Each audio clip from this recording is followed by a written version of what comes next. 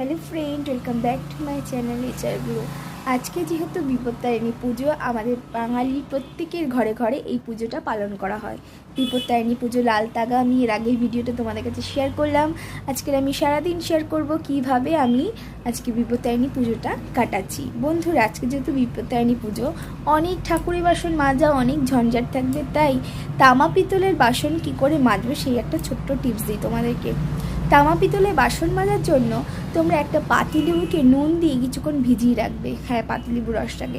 তারপর বাসন মাজবে, দেখবে চকচক করবে। এবং কিছুটা তেঁতুল নিয়ে আধ ঘন্টা ধরে তেঁতুলের জলটাকে ভিজিয়ে রাখবে। সেই জলটা দিয়ে তোমরা বাসন মাজলে বাসন একদম চকচকে হয়ে যাবে। বন্ধুরা, এরকম ছোটো ছোটো টিপস দেখতে এবং আমার পুজোর দিনে আমার পাশে থাকতে প্লিজ সাবস্ক্রাইব করে চ্যানেলটাকে উৎসাহ দাও। Thank you.